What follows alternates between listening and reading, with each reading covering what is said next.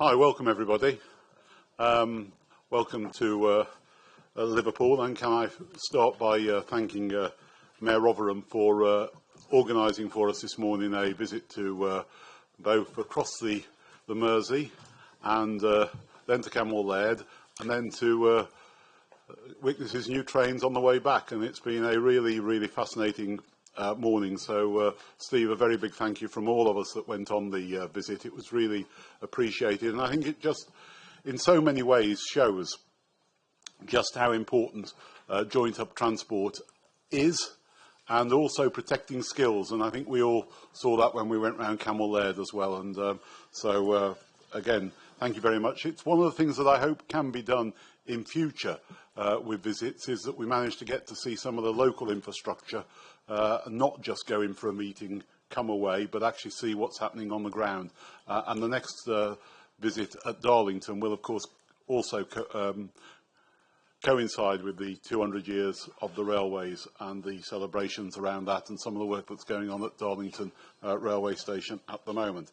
So can I again start by formally welcoming all people to the meeting, and say that today's is a relatively shorter agenda, but that's so that we can have discussions later on as well about other longer term issues. Can we go any apologies?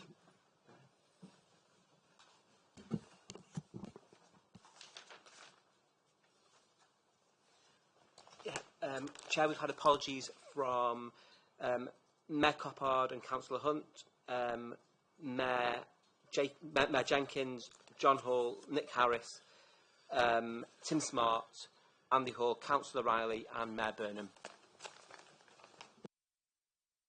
Okay, thank you. Chair, could you just add Andy Burnham to that? He was at the, yeah, and yeah. You did say Andy. Yeah, he did say Andy. Can I then move on to item number 2, which is where I have to ask anybody of any declarations of interest that they should so register to let us know. Right, thank you. Right, Martin, can I ask you to talk about the minutes of the previous meeting and any matters arising from that? Thank you, Chair. Good afternoon, ladies and gentlemen. Just in terms of my update, you've got a 2-page update there. A couple of things that came from the last meeting of the board. You'll see that following the board's meeting, and we talked about the Green Book review and the Northern Appraisal, we had a really good conversation with their Treasury officials. We had Councillor Hinchcliffe from West Yorkshire talking about Bradford. We had Councillor Gannon talking about schemes on the A19, and we had Tom Moody talking about the Middlewich Eastern Bypass, all of which illustrated the problems that we have with the Green Book. It was a very productive conversation, and the Treasury officials were wanting to carry that on afterwards, so we will pursue that. Rachel's leading that work on our behalf. Also, just to touch on, you, Chair, wrote to the Secretary of State about a concern from Warrington Bus Company about the impact on municipal buses, which the Secretary of State was able to address, and we understand that's been addressed by for Warrington. And also, just to report back, we were asked at the last meeting about the gender pay. We've had some work done on that. In terms of on gender, our median gap is 3.4%, which the national average is 7%, so it's good. And on disability, we're at 8.1% against a national average of 12.7%. The things that's come back from the report, which we've had done, is there's no obvious systemic problem. There are sometimes when the pay gap is in a positive way, sometimes negative. But when we've got that data, what we will be doing, we'll be monitoring it on an annual basis. And if there are any trends which start to appear, we will obviously address those as a matter of urgency. The way we approach is on competency, and it's a fairly neutral approach, so we will continue to do that. And then, Chair, the only thing I was going to mention, which is at the end of the report, is just to kind of pick up on business from the last meeting, where, with the board's support, we did a write-around after the last board meeting, seeking support for the adoption and operation of the operational budget for 25-26, which we did using my delegated powers. But we do need to ask this meeting just to formally ratify the agreed budget for 25-26, because that is ultimately a matter for this board to be deciding. So I think with that point, it's then whether there's any questions or matters on the minutes from members. Can I ask is content with the ratification of those board finances? Okay. General agreement. Thank you very much indeed. Any points that anybody wishes to raise or ask Martin on clarification on?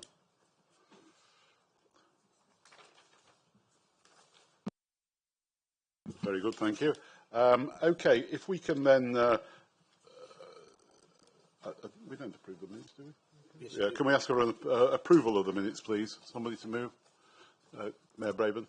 Seconded. Mayor...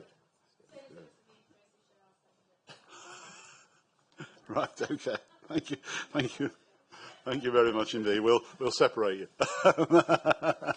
Okay, thanks very much indeed. We're going to have a presentation now from Liverpool City Region.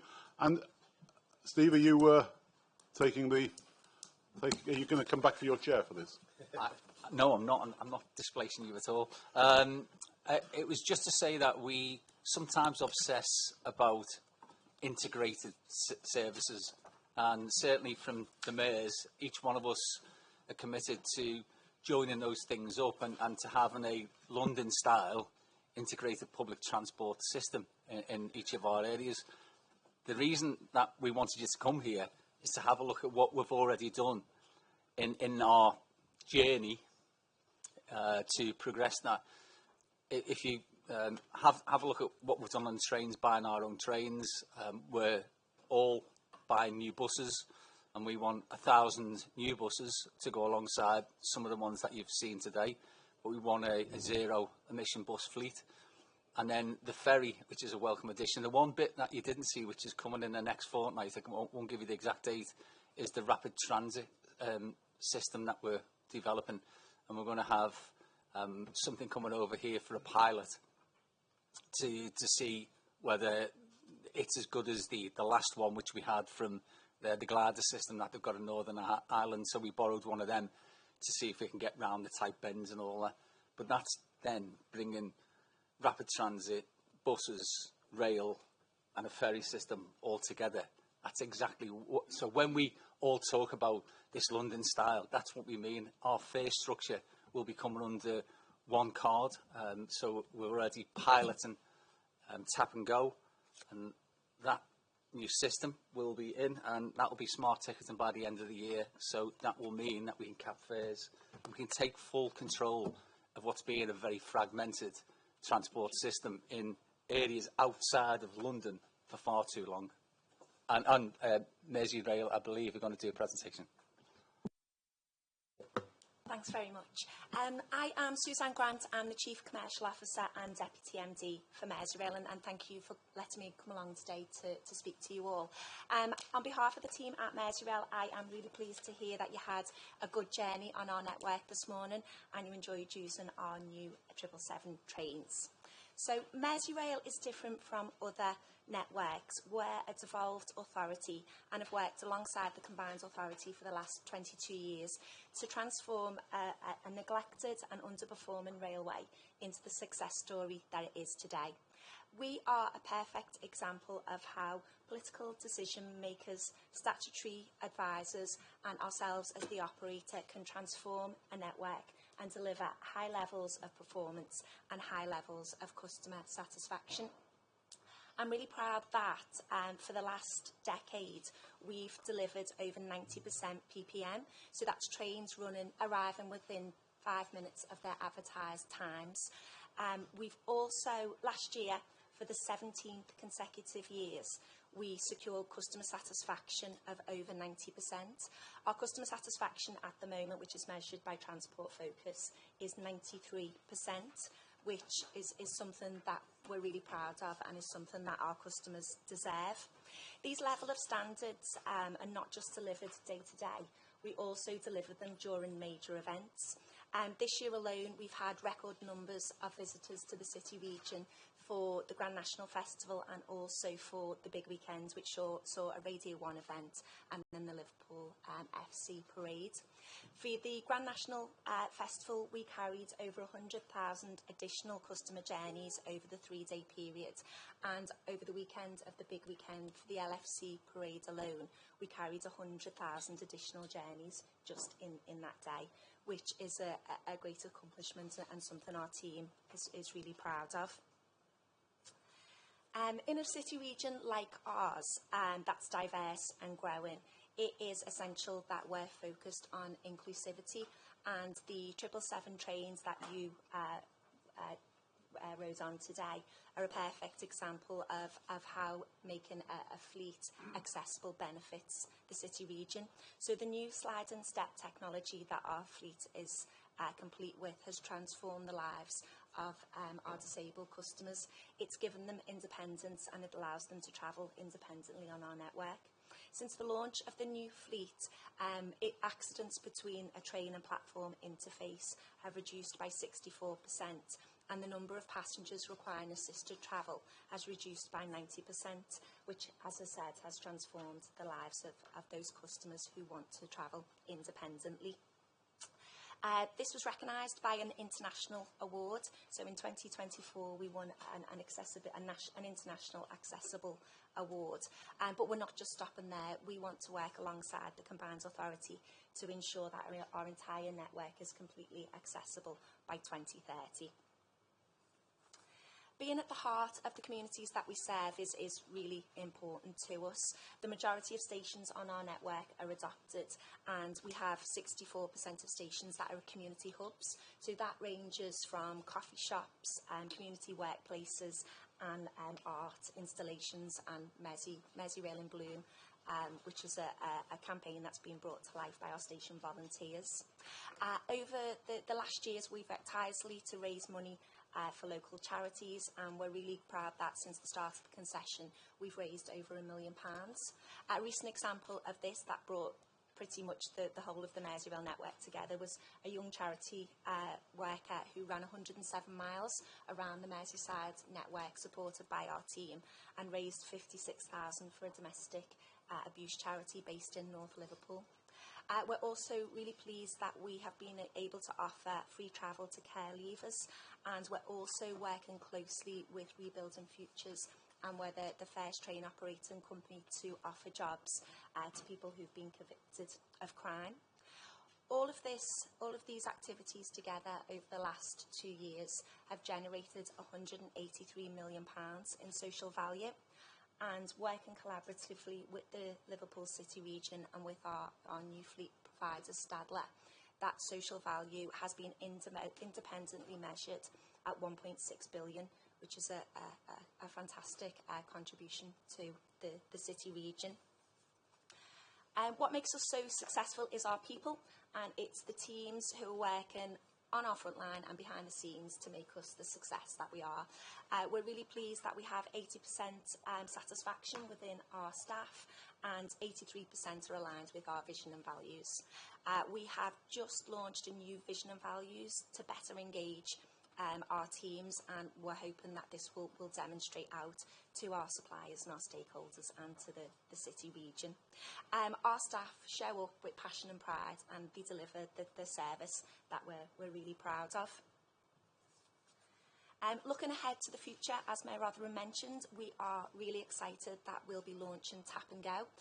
So the first phase will launch in the summer, which will allow our passengers to travel with their Metro Smart card and be charged the cheapest fare for their journey. And then by the end of this year, we want to have introduced bank cards, Apple Wallet and Apple Watch technology as well, to really give people the freedom to choose how they purchase the ticket, under the knowledge that they will be charged the cheapest fare for their journey.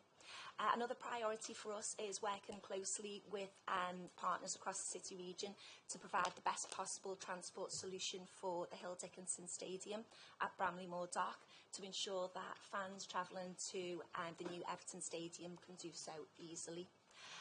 We remain focused on supporting Vogue and increasing our activity to combat violence against women and girls, and that remains a real priority for us for this year. And we will stay relentless in our determination to deliver strong operational performance and to support the city region as we have done. So that is a very, very brief overview of Merseyrail. I appreciate you allowing me to come along and speak to you today, and I just wanted to thank you for your time. Thank you. Thank you. I don't know if there are any questions for the Mayor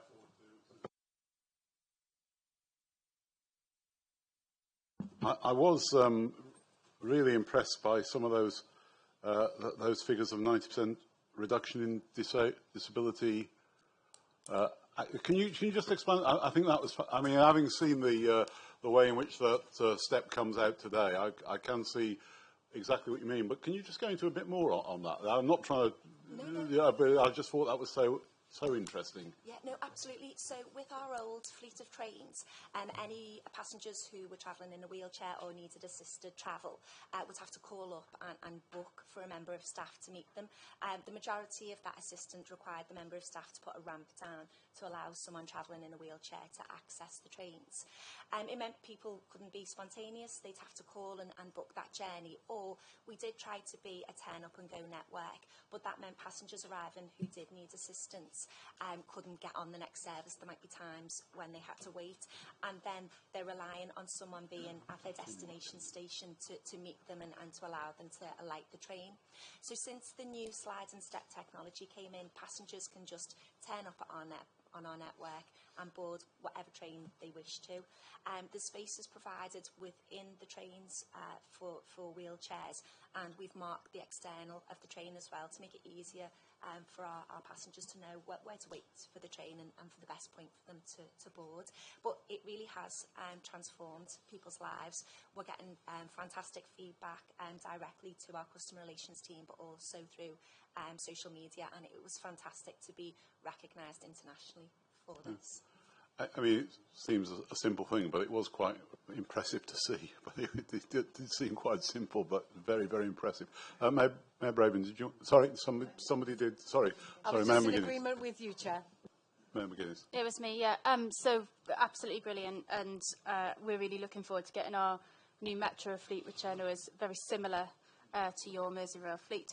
I'm interested in the initiatives on violence against women and girls. So we have really gone big on trying to make it feel safe for everybody to travel across our public transport network. And we're moving in the direction in the North East of much more physical infrastructure changes and things that people can see and feel the difference rather than initiatives that are about education. But I'm really interested to know what you're doing here, because I think we can all learn from each other on this, which I think has been an item on the agenda that is just flown completely under the radar. But we know that if we don't get it right, 50% of people are not going to feel safe travelling. So it's great to hear there's a focus.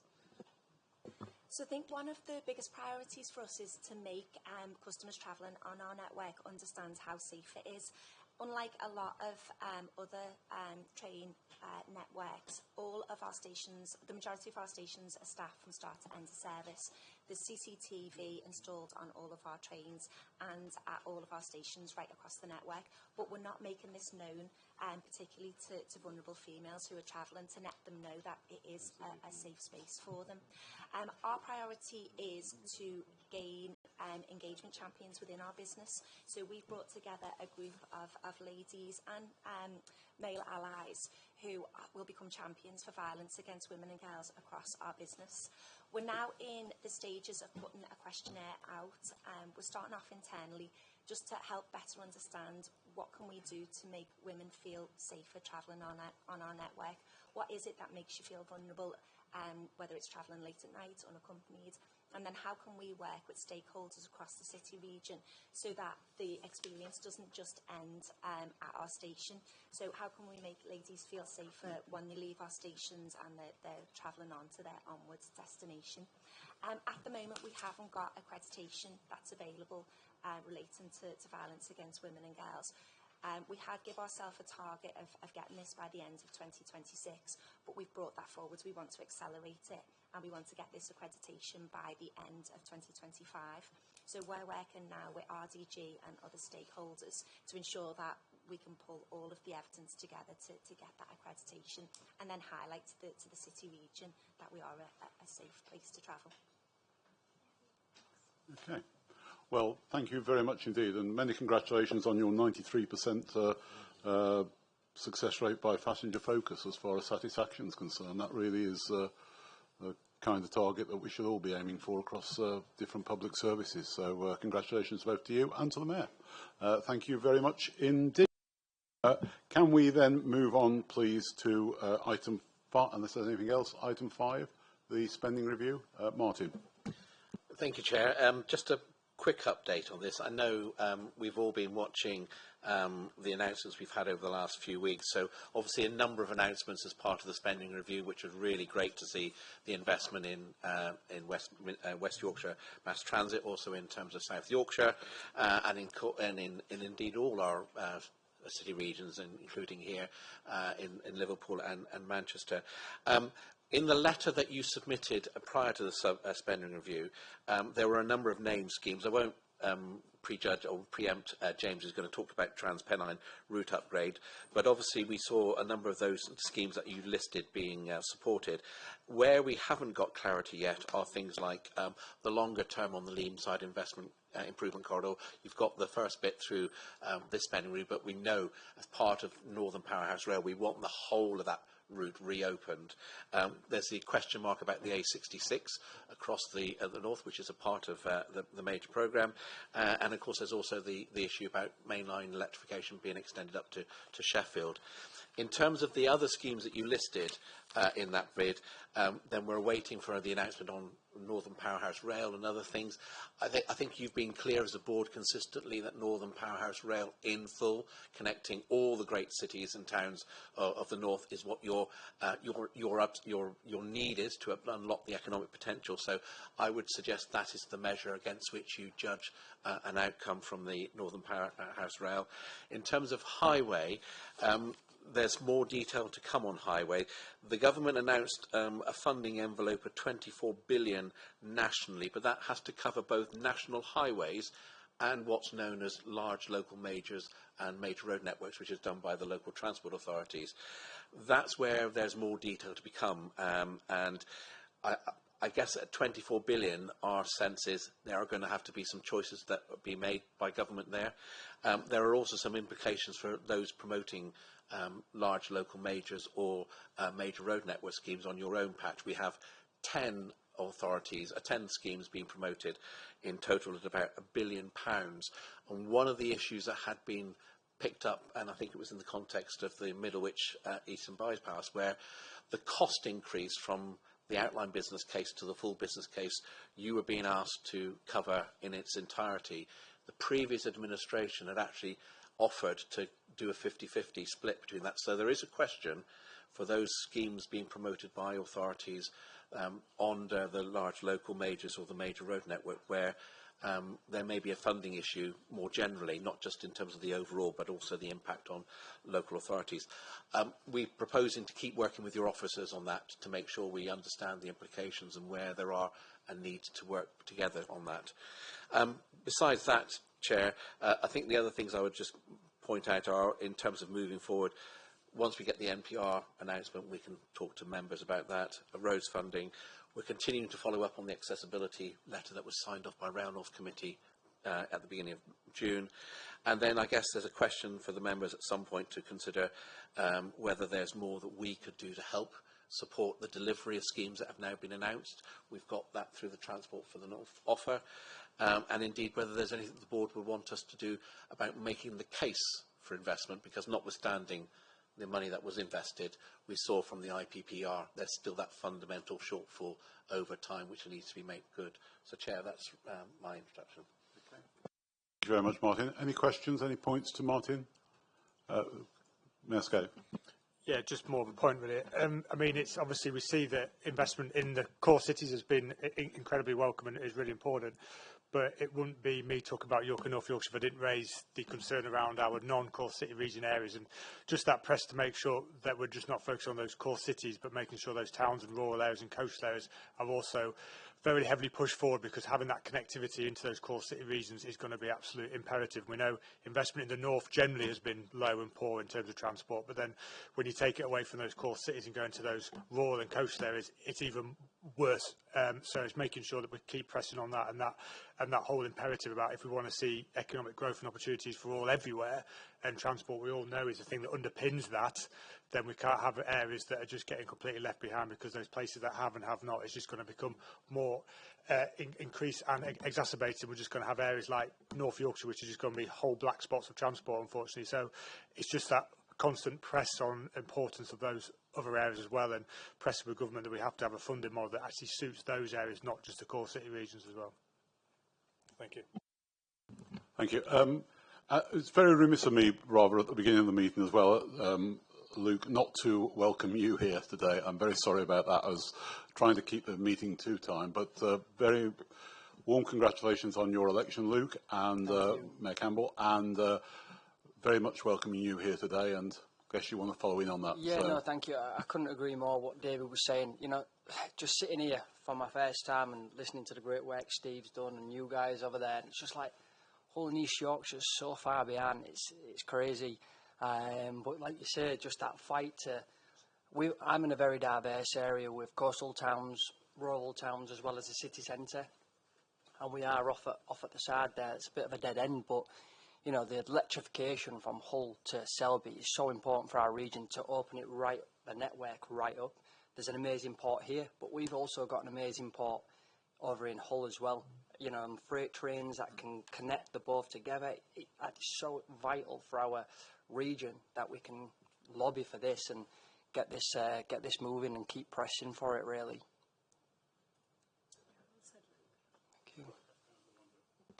Yeah, thank you, Chair, Mr. Chair.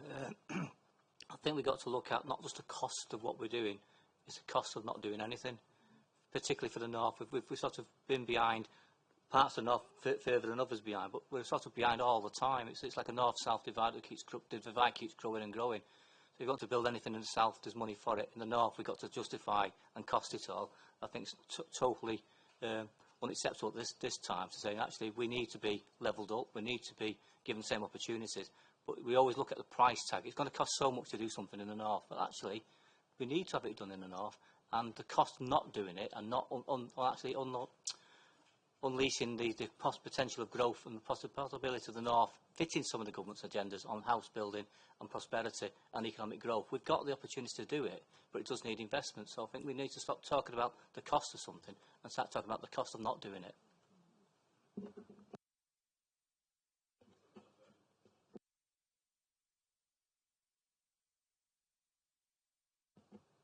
Yes.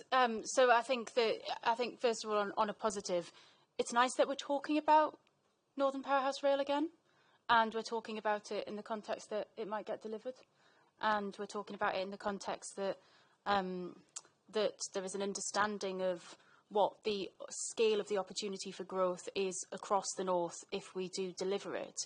I couldn't agree more with both David and Luke about the need for that to be far-reaching and go into the wider communities beyond just the core cities.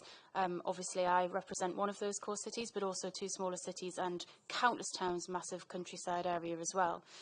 I think the in-full bit for me is crucial. And what I don't want to see is a piecemeal approach where, you know, what is cast as phasing is actually just little bits and bobs here and there. I think there needs to be a full plan about how we deliver in full right across the north, including lifting some of the capacity issues on the East Coast Main Line, unlocking more local transport for us, allowing us the opportunity to do that integration, that house building, that business improvement along all of these major corridors, as well as connecting up wider bits of the north, because I think that now, for the first time in a very long time, certainly as we've come together as the Great North, there is the acceptance that the opportunity to grow is really there. For me, this is fundamental to that delivery. The noises are right, but now we need a clear plan on how and when it's going to happen and in what order. And I think that's really crucial, and that would represent for me the step that's not been taken yet. And that would represent for me a move out of the areas that have consistently had funding and into those who, really feel like things need to change a little bit. Okay, thank you. Councillor Mannion. Yeah, thank you, and thank you for the call out for the Middlewich Eastern Bypass, the Jarndyce versus Jarndyce of local highway schemes. It's been going as long as I've been an elected member, and that's over a decade, and I had dark hair when it started. Two things. Firstly, picking up what Councillor Mundry said from Warrington, it's not just about roads, it's not just about increasing capacity, increasing speed, it's about the broader picture. It's about how it unlocks economic development, how it unlocks a route to sharing and prosperity. And at the moment, we feel like we're just treading water. And every month, construction costs go up. This was costed pre-COVID. It was costed post-COVID, and it's been recosted since. It's an incredible story, and again, I just want to say today, thank you for your continuing support for this. And if there's a case study of how not to approach such a scheme, this is probably a good academic case study. But we need to get it over the line if we can. Okay. Thank you. Councillor Rotherham. Sorry, Mayor Rotherham. Thanks, Sorry, I do it's all right. apologise. No, I was one, so I'm How long ago was that? 20 odd years ago, but never mind. I had black hair as well. Yeah, it's not like me to be wonky, but I need to just sort of address some of those concerns in regard to the announcement that was made and was mentioned earlier by Rachel Reeves, and that is that I think the government have accepted that there is a north-south divide and that something needs to happen to change the continuation of favouritism on funding bids between south to north. And that's why the work that's been going on with the Green Book review has been essential for us to be able to put that case for that link from Liverpool to Hull, right the way across Northern Powerhouse Rail. As we always said it was, I'm not bothered. We were calling the Crossrail for the North at one stage, weren't we? And the HS3 before that. It doesn't matter what it's called, in all honesty, but it needs to get from concept to delivery. And that's why I think there's at least now a fair chance of us, given that BCR is not the only overriding case that you have to demonstrate within the business case that you put forward to government. So I do think there's some good stuff and some hope for us to be able to demonstrate that things have changed. We'll see, won't we, when we hear the announcements, post-infrastructure announcements and post-CSR announcements. There are going to be some further announcements by the government, and let's hope that we start to see that rail link built 200 years after, of course, we had the Rainhill trials, and then we had the Liverpool-Manchester rail, and then the rest of it, and we gave railways to the world. So if we could do it in 5 years before, let's see how long it'll take us to do it now. I think that's a very valid point. I mean, the simple fact is governments have been able to overlook BCR when it suited them in the past. The Limehouse link was an incredibly poor BCR. If it had never been built, the whole of Canary Wharf would never have happened. BCRs can be overlooked, and I think the way in which the Chancellor has made points about the Green Book is something that we hopefully can be encouraged by. Martin, I don't know if there's anything you want to add onto that? Chair, very briefly, I think what I'm hearing is, again, the restatement by all the mayors and the leaders about it's NPR in full. The board has always been very clear that's embedded within the strategic transport plan, and I think what we're hearing today is that's the benchmark against which we're judging announcements, and I think that's a very clear steer. I would just say, Mayor Campbell, the electrification to Hull has always been part of NPR in full, and indeed TfN has always seen that as being an example of perhaps a quick win, relatively easy to take forward and make a difference. So again, I think you're talking from a point where it's an agreed policy, a position from the TfN board. And I would just say on the work on the Green Book is exactly the thing that Councillor Mundry's been, Mayor McGuinness has been saying, and Mayor Scaife, in fact all of you. It's the social inclusion that comes with the transport. It's the environmental improvement. Those are just as important as the economic. And I think the work that Rachel and the team have been doing with the Treasury is stuff we can build on to actually make that. So we'll keep reporting back on this. We will work, Councillor Mannion, with you and other colleagues around the large local majors. So when we get that funding settlement in more detail, we can work out and then understand what messages, what points you may need to make as political leaders in terms of getting the funding for that. Okay, thank you. Can we, if there's no other points on that, can we move on then to the to somewhere where money is being invested in the north, and quite a substantial amount of it over a period of time. But James, big welcome to you, and you're going to give us an update, I think, on the TransPennine route upgrade. So over to you. Thank you very much indeed. You've got the pack in front of you, I think. James. Thanks, everyone. And firstly, as I say, James Richardson, Managing Director for the TransPennine route upgrade, where we are spending some money, and it's going extremely well. I was going to start by saying that I'm not only representing Network Rail, but as TRU, we are an enterprise, which means we've actually got Northern trains and also we've got the TransPennine Express, as well as GFT, in the actual team that we actually deliver the programme through. I think it's really important to understand that, because that gets better solutions, we get better ways of working, we're close to the passenger, and it's the start of bringing track and train together. So a very innovative model we're working through. I thought we'd step back before we go into the delivery itself to look at the wider benefits that the actual TRU is delivering.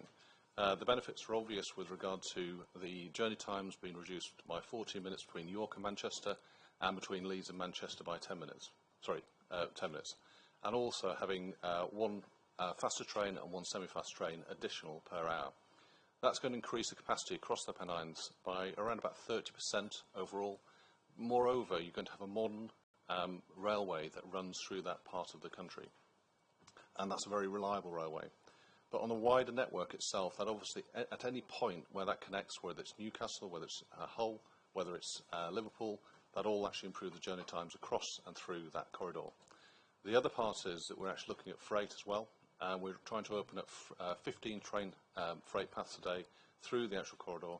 That will take 1,000 lorries off the road, and that will obviously make the ports, Immingham, Liverpool, and the Tees, all of those actually potentially more viable long term. So a really important wider outlook on TRU. From a delivery point of view, we're now at a point where we have completed the electrification works from Stalybridge to Manchester, and we're just about to commission the electrification works from York to Church Fenton. That equates to around about 25% of the overall electrification works across the Pennines is complete.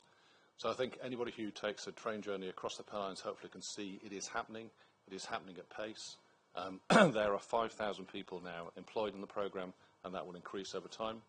That is a real strength and of team and capability that we have across the actual network. And I think that's a strength that we'll have for future programmes to look at in the north. The second part around that is we're now looking a little bit further forward, and actually the areas where we have the long-term requirements for digitisation of the actual network as well.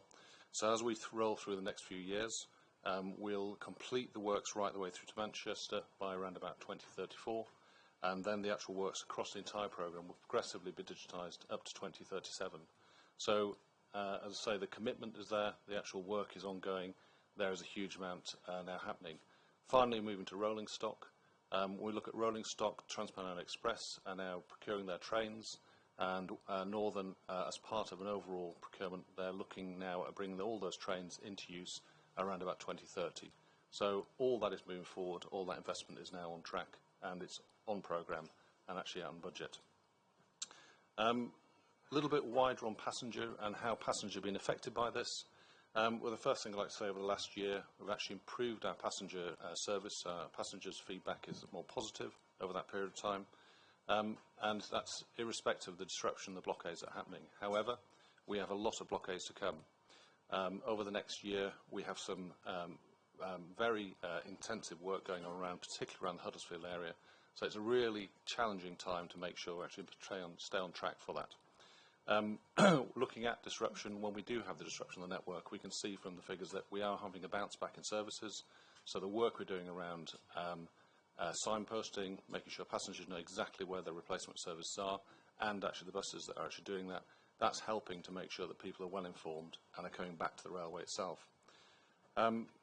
If we then look a little bit further at the legacy that we'll have from a programme point of view for the people, we've now, as I say, we've got around about 5,000 people on the project itself, and we're targeting to have at least 500 apprentices across that. We're around about 370 at this point in time. As well as that, we've had some in the order of 60,000 children have actually had some kind of engagement around the STEM subjects, which could actually bring them into a career in engineering for the future of the actual overall North.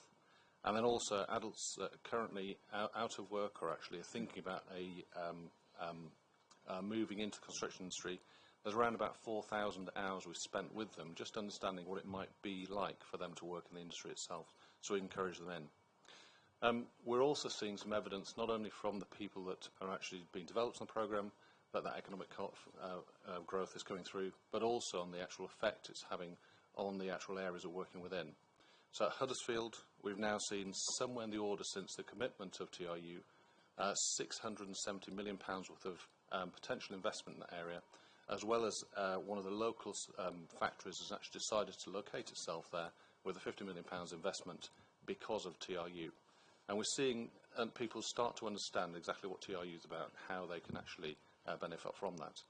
And we'll be very shortly going to each of the authorities and providing them the information they need to potentially bring that investment in when they actually go out for those investment organisations. Final part I was just going to touch on is how we're part of an overall network here. So we obviously have the East Coast Main Line works that are coming up, the Manchester North West transformation programme, and also all the works around Leeds and also Sheffield that we have to interact with and actually make sure we don't overlap. I think we need to be very careful we don't push passengers away in the course of the next few years while this investment is going on. So it's really important over the next few years that we actually do have that interaction and way of working. So in summary, we need to make sure we're very interactive across the north of England, and we don't have a transport system that is starting to conflict when we start to improve. There are some parts of the programme that we still, and was touched on earlier, still need commitment, and that's hopefully something we'll see in the next few weeks for that final commitment around some of those elements. The TRU outcomes are really dependent on that, so if we're not careful we won't get the outcomes that are needed if we don't have those investments. And then the other couple of parts is, I would just say the capacity we're building is something where we're trying to work with other organisations to see how we can maintain that capacity in the north, because obviously the type of programme we're doing at the moment is not the type of programme that's a normal or hasn't been for the north for a long period of time, and it's how we retain and continue with that building of the capacity for the future. Thank you. Thank you, James, and can I also congratulate you on the way in which you are trying to engage and sort of communicate the work that's going on, the disruption that inevitably comes with it, but also the benefits that people will see longer term. Are there any other points, Mayor Braben? Thank you, Chair. It's a comment and a couple of questions. Thank you so much for that. It is really exciting for our region to have you on target, on budget, on time, and to be a real beacon for what the North can deliver. And a very modern approach at how you've landed in the community as well, the work that you've done on apprentices and schools and so on. And it's been very pleasing to have so many ministers and the Prime Minister wanting to come and see the work that you've done. And how many times I've been to that Ravensthorpe flyover, I don't know. I think I've buried a few time capsules there. But honestly, it's such a privilege to be able to see it, and the talented engineers. So it's a good thing. The blockades are troubling, but I believe that the public can see the difference that's coming, so they're prepared to put up with it. So a couple of questions. One about capacity. We know that this is going to, when it's up and running, increase capacity because of the journey times are going to be faster, it's going to be more reliable. So are you confident that the work at Leeds is going to be enough for that extra flow, particularly with that new through station at Bradford that's going to link Bradford for the first time onto Huddersfield and then onto Transpennine. So that's just one question. The second one, accessibility. You know, 72% of our stations in West Yorkshire are shamingly, they lack accessibility, and you are part of the solution. Are you sure, can you give me the confidence that those stations along that route are going to be accessible once they're done? Thank you, Chair. James? Okay, so starting with the capacity question, obviously the key area at Leeds is platform 14, 17. We know we've been working with the teams to actually understand and model that across the entire network itself, and we're also looking at what the implications of Bradford might be. Have we concluded that work yet? No. That's because obviously we've got a change in pitch with regard to what the timing is and what the actual overall development will be, but that's ongoing work. The outcome, or one of the key outcomes of that is at the end of the year we'll have the development of the freight, how that affects passenger services. That will help us to really understand how and what further intervention work might be needed. So I think in answer to that is an ongoing piece of work. There's key points towards the end of the year and we'll start to see some outcome from that, which will actually confirm any further work that needed. And accessibility? Yeah, with regard to accessibility, of the 23 stations across the Transpennine route, we actually are down to now 3 stations where we are looking at the accessibility and the business case around those. I'm expecting at the end of July we'll be in a point where we can confirm exactly how we'll invest in those, but I want to be very clear, we are looking for accessibility around all stations as we've previously said, so I think the intention is that will be there. There is one station which particularly has a business case we're trying to work through at the moment. We are looking at also the wider development that is planned for that area, because that probably will be a deciding factor on making sure that actually is also gets the accessibility it needs. It's Church Fund. Okay. Rob, do you want to just go? Yes, thank you, Chair. If I can just come back, Mayor Braben, on the point on the work at Leeds and the integration of TIU and the whole network to help James out with that problem. What TIU is dependent upon a number of other outcomes across the region. There is work to be done in Manchester. Several sites are in Manchester. There is the work to be done on Leeds. And we've been very clear about those assumptions, and those must be, we must see those through in the spending review period so that those projects get delivered. When we've had to plan TIU, we've had to make some assumptions about what the railway will look like in the mid-2030s and have assumed that those things will be done. So it's very important that we collectively keep an eye on those being named and funded alongside the wider TIU investment. If I may, Chair, just to say, it's part of our submission as well to the Treasury. It's really important that we have a future-proof station at Leeds. Thank you. Nescape? You touched on Church Fenton, and that's in my patch, around the corner where I live, actually. Could you just expand on what the business case or challenges around that, if possible? Particularly at Church Fenton, as often is the case on many of the stations, with regard to the cost is quite high. There's a technical challenges at Church Fenton itself. It's the actual configuration, the actual length of the station itself. We're working through that, but also we're aware that there's plans around Church Fenton with regard to development generally, and that'll be part of the business case review. So it's particularly the technical challenges that we face at that station itself and the current footfall.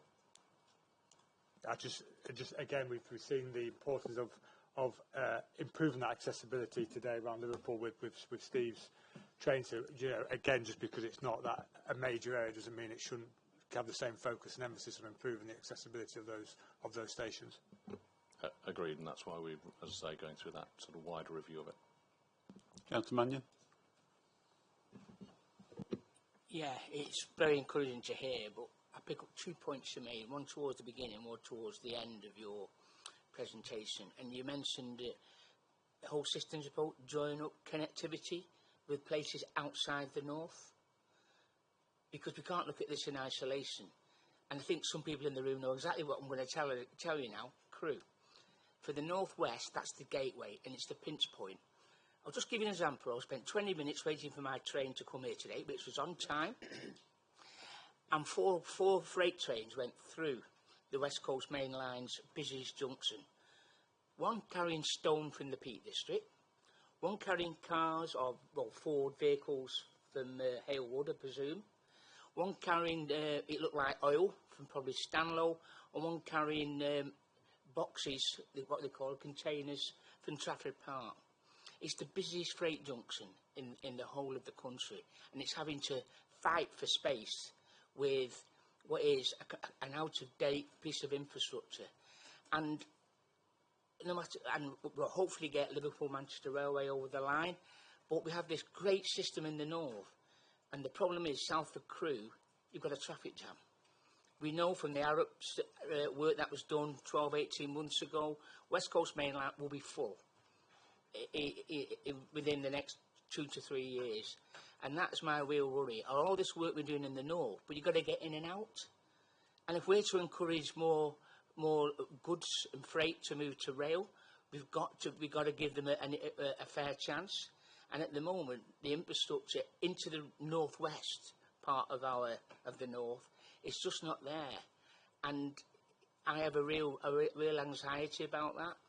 And because once you get to Handsacre Junction and HS2, what happens? You're going back to a mixed-use railway where you've got trains travelling at the speed of a stone train, an oil train, or a container train. It's a real challenge, and we need that connectivity in and out of our region is vital. Crewe, gateway to Wales. We're meeting we're meeting the Minister from the Devolved Authority fairly soon in Chester and Warrington. And again, the Irish Republic are desperate to increase capacity to get to the EU from the Republic of Ireland. And most, if not all of that, will have to come through part of our region and probably Chester and Crewe. So we don't forget the in-out stuff as well as just the within. That's just a plea, and I'll keep making it. Thank you. I think what you're saying there, Councillman, is absolutely correct. You can't actually look at any one part of the system by itself. You can improve parts of the system, but then you've got to look at the overall and how they feed into that overall system. And you're quite right.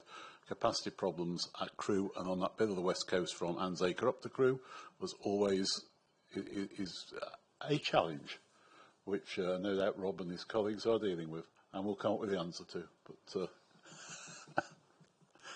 But well, I think we know the answer. It's just finding the resources to do it is the problem. Okay. Are we any other points on that? Can we move on to the next item then, please? Thank you. James, thank you very much. And as I say, I think echoing it on before, the fact that we're all in praise of what you're doing, but we still look forward to further reports in due course, hopefully keeping on the same sort of course and the same sort of record to report to us. So thank you very much indeed on behalf of us all. Okay, can we come on to the governance report, Joanne? Thanks, down there. We're seeking members' approval for the appointment of an interim Section 151 officer and for members to note the associated working arrangements which relate to the appointment of a part-time interim finance director. Although these arrangements are interim, they are robust and are similar to the other arrangements we currently have in place. We're putting these interim arrangements in place as it allows us the opportunity to review our current TFN senior leadership structure and put in place the most appropriate structure for TFN moving forward. Thank you, Chair. Thank you. The proposals are set out in the paper. Is everyone content with that? Thank you very much indeed. Can I put on record my thanks to Paul Kelly for the work he's done, and I know he'll be retiring, leaving us in July, but these are interim arrangements to cover the period until decisions are taken on a more full appointment. So thank you very much indeed. Can we then come on to Rail North Committee update? Katie, are you dealing with that for us? I can deal with that. The report's been noting, I'll take it as read. I think very briefly, 3 items that came through in the conversations. Several colleagues, members in the room were with us at Rail North 2 weeks ago. I continue to focus on accessibility at rail stations, and we've touched on that today, but not just accessibility, the safety aspects as well. Secondly, stabilising Sunday services for those that are originating from the North West, and the wider improvement plans that Northern Trains are working on. We had an overview of those with the Managing Director joining us and the Chief Operating Officer. And I think finally, thinking ahead, we've got a lot of ambitions from mayoral combined authorities about rail reform, rail devolution and the opportunities that can bring. And actually, how do we pull that together in terms of the North's ambitions around those cross-boundary services infrastructure? So we've agreed to, for the committee to do some work on that over the summer with mayoral combined authorities and local transport authorities to get that ambition captured. So we've got a place to start. And we're hoping that the Chair, Laura Shoaf of Shadow Great British Railways, will join us at Rail North in September to discuss. Thank you. Any points anybody wants to raise, Katie? No? Thank you very much indeed.